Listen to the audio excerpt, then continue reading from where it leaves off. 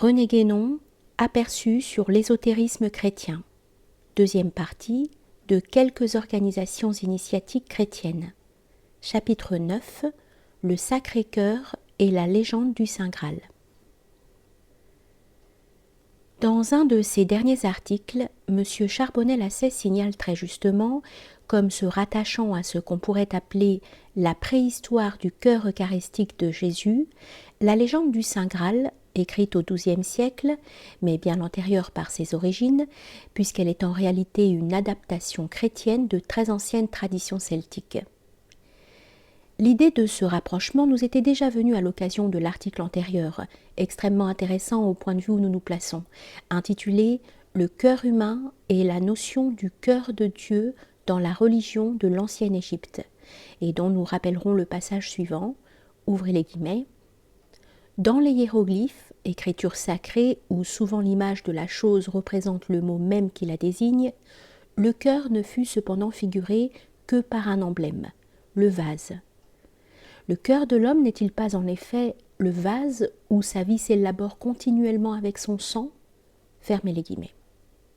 C'est ce vase, pris comme symbole du cœur et se substituant à celui-ci dans l'idéographie égyptienne, qui nous avait fait penser immédiatement au Saint Graal, d'autant plus que dans ce dernier, outre le sens général du symbole, considéré d'ailleurs à la fois sous ses deux aspects divins et humains, nous voyons encore une relation spéciale et beaucoup plus directe avec le cœur même du Christ. En effet, le Saint Graal est la coupe qui contient le précieux sang du Christ, et qui le contient même 2 fois, puisqu'elle servit d'abord à la scène, et qu'ensuite Joseph d'Arimathie y recueillit le sang et l'eau qui s'échappaient de la blessure ouverte par la lance du centurion au flanc du Rédempteur. Cette coupe se substitue donc en quelque sorte au cœur du Christ, comme réceptacle de son sang. Elle en prend pour ainsi dire la place et en devient comme un équivalent symbolique. Et n'est-il pas encore plus remarquable dans ces conditions que le vase ait déjà été anciennement un emblème du cœur ? D'ailleurs, la coupe sous une forme ou sous une autre joue aussi bien que le cœur lui-même un rôle fort important dans beaucoup de traditions antiques. Et sans doute en était-il ainsi notamment chez les Celtes, puisque c'est de ceux-ci qu'est venu ce qui constitua le fond même, ou tout au moins la trame de la légende du Saint Graal. Il est regrettable qu'on ne puisse guère savoir avec précision quelle était la forme de cette tradition antérieurement au christianisme, ainsi qu'il arrive du reste pour tout ce qui concerne les doctrines celtiques, pour lesquelles l'enseignement oral fut toujours l'unique mode de transmission usité.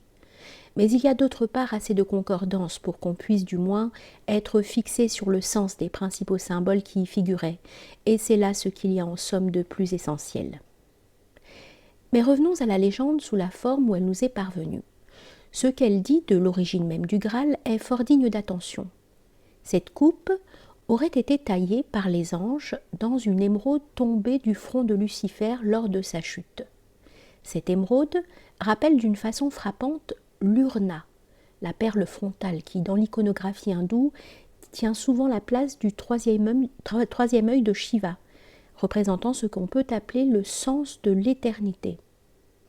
Ce rapprochement nous semble plus propre que tout autre à éclairer parfaitement le symbolisme du Graal, et l'on peut même y saisir une relation de plus avec le cœur, qui est pour la tradition hindoue, comme pour bien d'autres, mais peut-être plus nettement encore, le centre de l'être intégral, et auquel par conséquent ce sens de l'éternité doit être directement rattaché.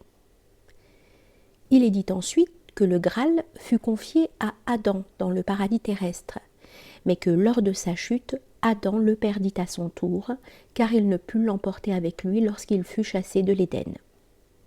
Et cela encore devient fort clair avec le sens que nous venons d'indiquer. L'homme, écarté de son centre originel par sa propre faute, se trouvait désormais enfermé dans la sphère temporelle. Il ne pouvait plus rejoindre le point unique d'où toutes choses sont contemplées sous l'aspect de l'éternité. Le paradis terrestre, en effet, était véritablement le centre du monde, partout assimilé symboliquement au cœur divin. Et ne peut-on dire qu'Adam, tant qu'il fut dans l'Éden, vivait vraiment dans le cœur de Dieu ? Ce qui suit est plus énigmatique. Seth obtint de rentrer dans le paradis terrestre et put ainsi recouvrer le précieux vase.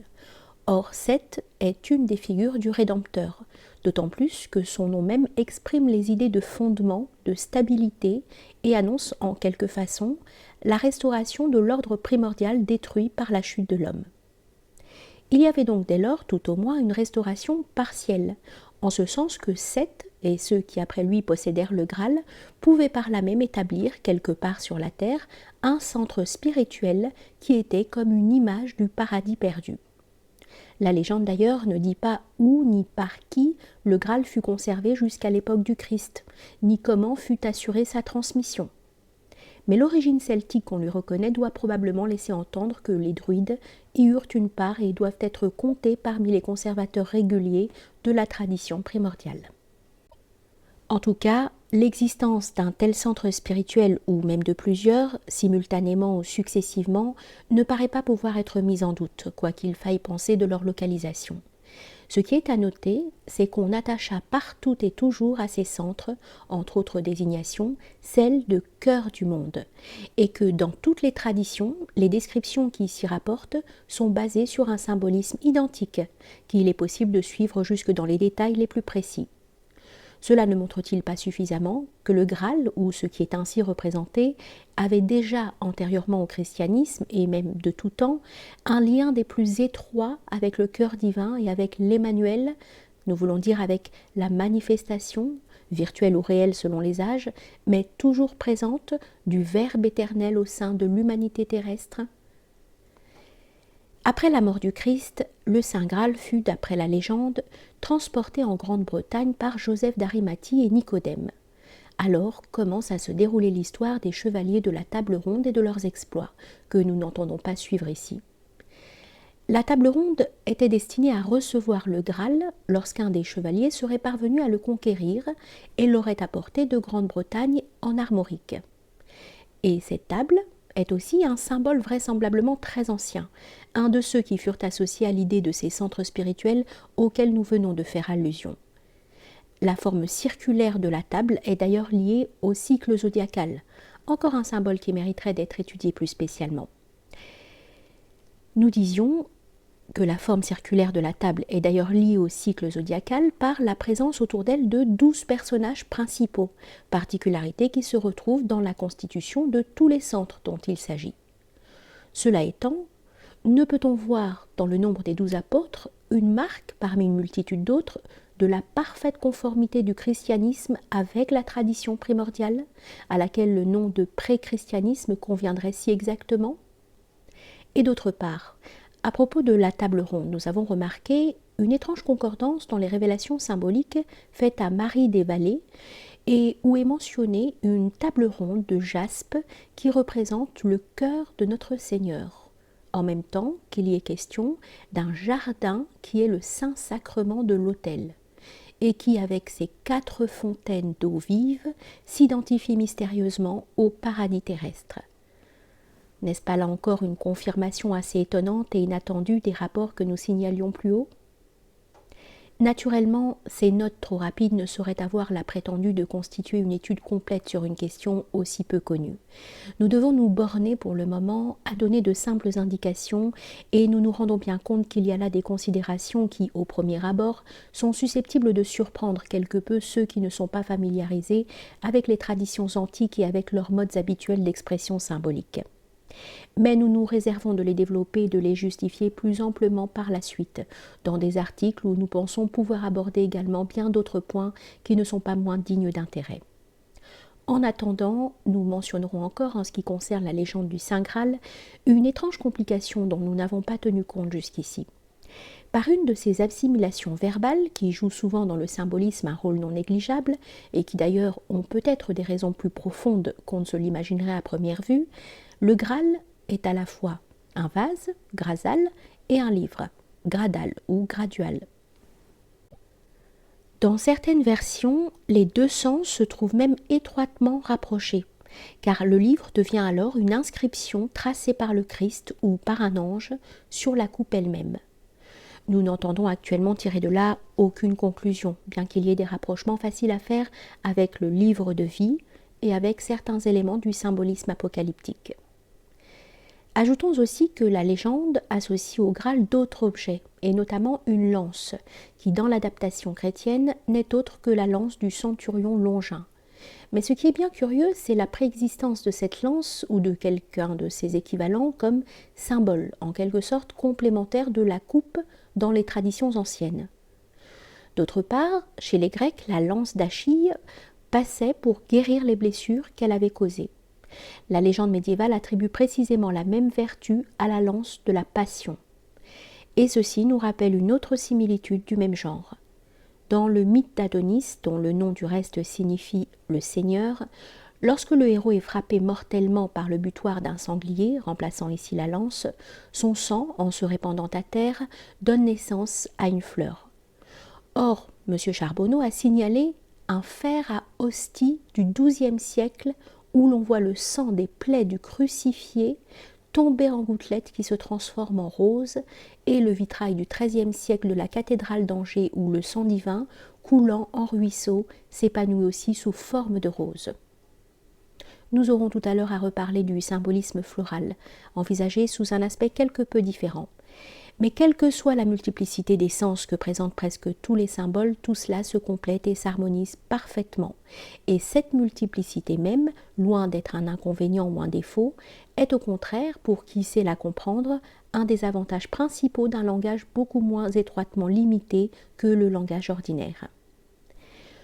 Pour terminer ces notes, nous indiquerons quelques symboles qui, dans diverses traditions, se substituent parfois à celui de la coupe et qui lui sont identiques au fond. Ce n'est pas là sortir de notre sujet, car le Graal lui-même, comme on peut facilement s'en rendre compte par tout ce que nous venons de dire, n'a pas à l'origine une autre signification que celle qu'a généralement le vase sacré partout où il se rencontre, et qu'a notamment en Orient la coupe sacrificielle contenant le soma védique, cette extraordinaire préfiguration eucharistique sur laquelle nous reviendrons peut-être en quelque autre occasion. Ce que figure proprement le soma, c'est le breuvage d'immortalité, qui confère ou restitue à ceux qui le reçoivent, avec les dispositions requises, ce sens de l'éternité dont il a été question précédemment. Un des symboles dont nous voulons parler est le triangle dont la pointe est dirigée vers le bas. C'est comme une sorte de représentation schématique de la coupe sacrificielle, et il se rencontre à ce titre dans certains yantras ou symboliques géométriques de l'Inde. D'autre part, ce qui est très remarquable à notre point de vue, c'est que la même figure est également un symbole du cœur, dont elle reproduit d'ailleurs la forme en la simplifiant. Le triangle du cœur est une expression courante dans les traditions orientales. Cela nous amène à une observation qui a aussi son intérêt, c'est que la figuration du cœur inscrit dans un triangle ainsi disposé n'a en soi rien que de très légitime. Qu'il s'agisse du cœur humain ou du cœur divin, et qu'elle est même assez significative quand on la rapporte aux emblèmes usités par certains hermétismes chrétiens du Moyen-Âge, dont les intentions furent toujours pleinement orthodoxes. Si l'on a voulu parfois, dans les temps modernes, attacher à une telle représentation un sens blasphématoire, c'est qu'on a, consciemment ou non, altéré la signification première des symboles, jusqu'à renverser leur valeur normale. Il y a là un phénomène dont on pourrait citer maints exemples et qui trouve d'ailleurs son explication dans le fait que certains symboles sont effectivement susceptibles d'une double interprétation et ont comme deux faces opposées. Le serpent, par exemple, et aussi le lion, ne signifie-t-il pas à la fois, et suivant les cas, le Christ et Satan ? Nous ne pouvons songer à exposer ici à ce sujet une théorie générale qui nous entraînerait bien loin, mais on comprendra qu'il y a là quelque chose qui rend très délicat le maniement des symboles, et aussi que ce point requiert une attention toute spéciale lorsqu'il s'agit de découvrir le sens réel de certains emblèmes et de les traduire correctement. Un autre symbole qui équivaut fréquemment à celui de la coupe, c'est un symbole floral. La fleur, en effet, n'évoque-t-elle pas par sa forme l'idée d'un réceptacle? Et ne parle-t-on pas du calice d'une fleur? En Orient, la fleur symbolique par excellence est le lotus. En Occident, c'est le plus souvent la rose qui joue le même rôle. Bien entendu, nous ne voulons pas dire que ce soit là l'unique signification de cette dernière, non plus que du lotus, puisqu'au contraire, nous en indiquions nous-mêmes une autre précédemment. Mais nous la verrions volontiers dans le dessin brodé sur ce canon d'autel de l'abbaye de Fontevraud, où la rose est placée au pied d'une lance, le long de laquelle pleuvent des gouttes de sang. Cette rose apparaît là associée à la lance exactement comme la coupe l'est d'ailleurs, et elle semble bien recueillir les gouttes de sang plutôt que provenir de la transformation de l'une d'elles. Mais du reste, les deux significations se complètent bien plus qu'elles ne s'opposent, car ces gouttes, en tombant sur la rose, la vivifient et la font s'épanouir. C'est la rosée céleste, suivant la figure si souvent employée en relation avec l'idée de la rédemption, ou avec les idées connexes de régénération et de résurrection. Mais cela encore demanderait de longues explications, quand bien même nous nous bornerions à faire ressortir la concordance des différentes traditions à l'égard de cet autre symbole. D'autre part, puisqu'il a été question ici de la rose-croix, à propos du sceau de Luther, nous dirons que cet emblème hermétique fut d'abord spécifiquement chrétien, quelles que soient les fausses interprétations plus ou moins naturalistes qui en ont été données à partir du XVIIe siècle. Et n'est-il pas remarquable que la rose y occupe, au centre de la croix, la place même du Sacré-Cœur? En dehors des représentations où les 5 plaies du crucifié sont figurées par autant de roses, la rose centrale, lorsqu'elle est seule, peut fort bien s'identifier au cœur lui-même, au vase qui contient le sang, qui est le centre de la vie et aussi le centre de l'être tout entier. Il y a encore au moins un autre équivalent symbolique de la coupe, c'est le croissant lunaire, mais celui-ci, pour être convenablement expliqué, exigerait des développements qui seraient tout à fait en dehors du sujet de la présente étude. Nous ne le mentionnons donc que pour ne négliger entièrement aucun côté de la question. De tous les rapprochements que nous venons de signaler, nous tirerons déjà une conséquence que nous espérons pouvoir rendre encore plus manifeste par la suite. Lorsqu'on trouve partout de telles concordances, n'y a-t-il pas là plus qu'un simple indice de l'existence d'une tradition primordiale ? Et comment expliquer que le plus souvent, ceux mêmes qui se croient obligés d'admettre en principe cette tradition primordiale n'y pensent plus ensuite et raisonnent en fait exactement comme si elle n'avait jamais existé, ou tout au moins comme si rien ne s'en était conservé au cours de ces siècles? Si l'on veut bien réfléchir à ce qu'il y a d'anormal dans une telle attitude, on sera peut-être moins disposé à s'étonner de certaines considérations qui, à la vérité, ne paraissent étranges qu'en vertu des habitudes mentales propres à notre époque. D'ailleurs, il suffit de chercher un peu, à la condition de n'y apporter aucun parti pris, pour découvrir de tous côtés les marques de cette unité doctrinale essentielle, dont la conscience a pu parfois s'obscurcir dans l'humanité, mais qui n'a jamais entièrement disparu. Et à mesure qu'on avance dans cette recherche, les points de comparaison se multiplient comme d'eux-mêmes et des preuves nouvelles apparaissent à chaque instant. Certes, le queurit et invenietis de l'Évangile n'est pas un vain mot.